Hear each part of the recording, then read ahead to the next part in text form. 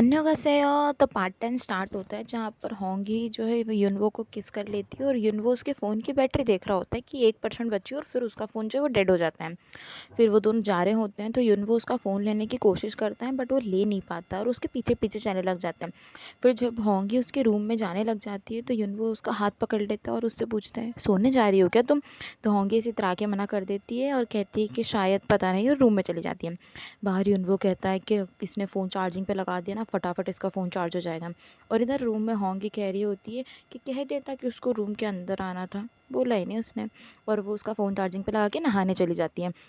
यहाँ युनवो रूम में आके देखता है कि होंगी नहाने गई तो वो फटाफट आके ना उसका फ़ोन उठाता है और फ़ोन अनलॉक करने की कोशिश करने लग जाता है। पहले तो उससे फ़ोन अनलॉक नहीं होता, फिर वो बहुत कोशिश करने के बाद कहता है कि नहीं ऐसा नहीं हो सकता, 1031 नहीं हो सकता इसका पासवर्ड। लेकिन जैसे ही वो ट्राई करता तो इस पासवर्ड से उसका फ़ोन खुल जाता है और वो फटाफट ना मैसेज डिलीट कर देता है जो उसकी बहन ने भेजा था और जाने लगता है। तब भी होंगी आ जाती है और पूछती है कि क्या कर रहे हो तुम यहाँ पर, तुमने डरा दिया मुझे। तो युनवो कहता है कि एक्चुअली ना मैं सो नहीं पा रहा था। तो होंगी से पूछती तुम सो नहीं पा रहे थे इसीलिए मेरे रूम में आ गए, और हंसने लग जाती है और कहती है कि तुम मेरी वजह से सो नहीं पा रहे ना। तो इनको कहते हैं नहीं नहीं ऐसा कुछ भी नहीं है, बस मुझे ना एक्चुअली नींद नहीं आ रही थी तो मैंने सोचा कभी तुम भी सेम फील कर रही होगी, तुम्हें भी नींद नहीं आ रही होगी और मुझे लगा कि तुम बात करना चाहती होगी शायद, इसीलिए मैं यहाँ पर आ गया, मेरे को नहीं पता मैं क्यों आया, लेकिन मैं जा रहा हूँ अब क्योंकि तुम थक गई होगी ना, तुम्हारे पास बहुत सारे काम है, गुड नाइट बाय बाय। और वो ये सब बोल के वहाँ से चले जाता है। तो होंगी वहाँ पर बैठ के कहने लगती कितनी चिंता करता है यार ये मेरी। फिर वो बाहर आके कहता है आज तो बच गया मैं। फिर वो खुद के रूम में जाके सोचता है कि पासवर्ड 109 था। तभी पास दिखाया जाता है जहाँ पर डॉक्टर दोनों को बता रहे होते हैं कि होंगी जो है वो प्रेग्नेंट है। तो इन्हों बहुत एक्साइटेड हो जाता है और फिर डॉक्टर से पूछता है कि कब आने वाला है बेबी। तो डॉक्टर बताते हैं कि अक्टूबर 31 को आने वाला है बेबी। तो वो दोनों बेबी आने की खुशी में पूरा सा इंटीरियर डिज़ाइन करने लग जाते हैं, रूम डेकोरेशन करने लग जाते हैं। युनवो को वो सारी चीज़ें याद आने लग जाती है। यहाँ युनवो की मॉम चिल्ला रही है कि ऐसे कैसे चले गए तुम दोनों। तो सिस्टर बताती है कि अरे सिर्फ युनवो को ही डाइवोर्स लेना था, होंगी को तो कुछ पता भी नहीं है और अब युनवो ने मना कर लिया कि उसको डाइवोर्स लेना भी नहीं है। तो मदर कहती है कि तुमको सही में लगता है कि सब सही चल रहा है इसलिए वो मना कर रहा है डाइवोर्स लेने के लिए, तुमको कैसे पता उनकी लाइफ में क्या चल रहा है।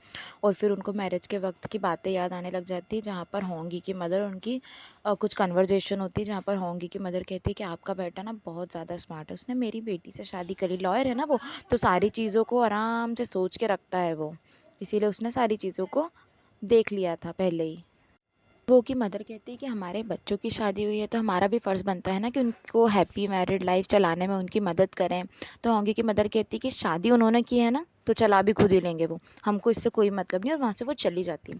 फिर वापस प्रेजेंट में सीन आता है जहाँ होंगी की मदर कह रही है कि तुम डाइवोर्स लो या ना लो, बस मैं चाहती हूँ कि तुम दोनों खुश रहो। सुबह युनवो आके देखता है कि होंगी ऑरेंज जूस पी रही है जो युनसांग ने कहा था।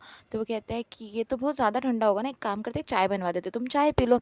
तो होंगी ऐसे मना कर देती है और उठ के उसके पास आने लगती है। तो युनवो ऐसे आंखें बंद कर लेता है और उसको लगता है कि वो उससे को फिर से किस करेगी, लेकिन होंगी तो उसके कपड़े पे लगा हुआ धागा हटा के बोलती है बच्चों जैसे क्यों रहे हो तुम, थोड़ा प्रेजेंटेबल रहो ना तुम। और फिर वहाँ से वो चली जाती है, बैठ जाती है वापस खाना खाने।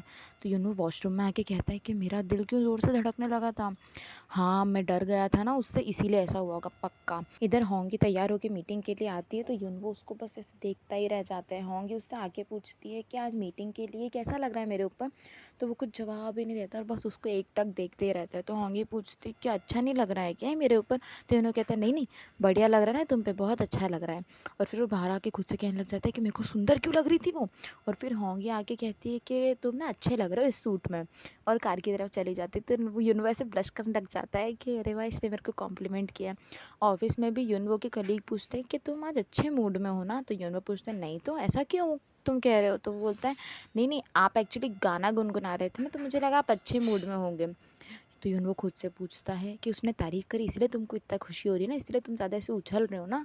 फिर वो होंगी को देखने के लिए जाता है तो जिस जहाँ पर होंगी का दिमाग ख़राब हो रहा होता है कुछ रीज़न की वजह से। तो यून वो खुद से कहता है हाँ देखो ऐसे गुस्सा कर रही है ये, इसीलिए मेरे को डर लग रहा था और इसीलिए मेरा दिल धड़कने लगा था और कुछ भी बात नहीं। तभी होंगी कुछ बात पे ऐसे मुस्कुराने लगते, स्माइल करने लग जाते। तो यून वो फिर से उसको ऐसे देखते रह जाता है और खुद भी ऐसे स्माइल करने लग जाता है उसके साथ। फिर वो जब खुद का फेस देखता है तो कहता है अरे तुमको क्या हो गया, तुम हंस क्यों रहे हो ऐसे।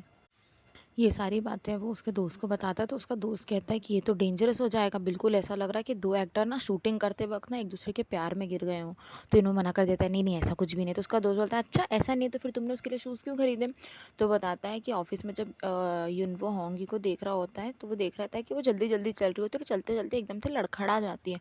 तभी युनवो इतनी ज़ोर से चिल्लाता है कि ध्यान रखो तुम्हारा, कि सब उसकी तरफ एकदम से देखने लग जाते हैं और युनवो वहाँ से ऐसे भाग जाता है। तो होंगी पूछती है कि अभी किसी ने चिल्लाया था ना, मेरे को ऐसा लगा। इधर जिस शॉप में युनवो भागता है ना, वहाँ का एम्प्लॉय उससे आके पूछता है, सर आपको कुछ चाहिए था? तो वहाँ पर रखे हुए शूज़ ले लेता है वो होंगी के लिए। तो उसका दोस्त कहता है, अच्छा इसीलिए तुमने उसके लिए शूज़ खरीदे थे। तो युनवो कहता है, हाँ, और अभी तक उसने उसकी जायदाद मेरे नाम नहीं लिखी है, तो ऐसे ही उसको गिर के मरने थोड़ी दे सकता हूँ मैं।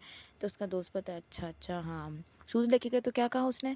तो युनवो लेके जाता है शूज़ होंगी को, तो होंगी बोलती है कि 50% ऑफ थे इसलिए तुमने शूज़ खरीद लिए, लेकिन मैं तो एक्सपेंसिव जूते ही पहनती हूँ। तो युनवो कहता है कि उनमें से कोई भी कंफर्टेबल नहीं है ना तुम्हारे लिए, और तुम बिना जूतों के भी अच्छी ही लगती हो वैसे तो, और लेकिन मैं नहीं चाहता कि तुम हाई हील्स पहनो और नॉर्मल हील पहनो और जो तुमको गिरा दे, तुम लड़खड़ा जाओ इन पे और तुमको लग जाए। तुम ना शूज़ पहनना स्टार्ट कर दो। तो आगे कहती है कि ठीक है तुम रख दो यहाँ पर। और तो युनवो का दोस्त कहता है कि पक्का उसको जूते पसंद नहीं आएंगे, इसीलिए ऐसा रिस्पॉन्स दिया। तो युनवो बोलता है कि उसको रिएक्शन तो अजीब था, लेकिन उसने ऐसा नहीं किया, उसने वो जूते पहन लिए थे।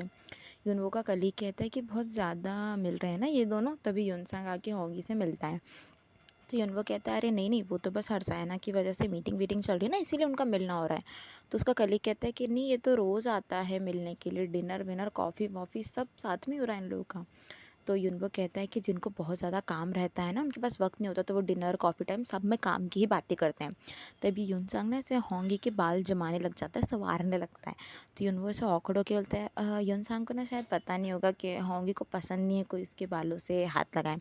तभी उसका कलीग बोलता है, लेकिन मैडम तो स्माइल कर रही हैं यहाँ पर, शायद उनको नहीं लग रहा है इतना बुरा। इधर युनवो का दोस्त बोलता है, तुमको जेलसी फील हो रहा है ना, तुम्हारी बातों से लग रहा है। तो युनवो कहता है, अरे ऐसा कुछ भी नहीं है, ऐसा जब होता जब होंगी मुझे पसंद होती, लेकिन ऐसा तो कुछ है ही नहीं।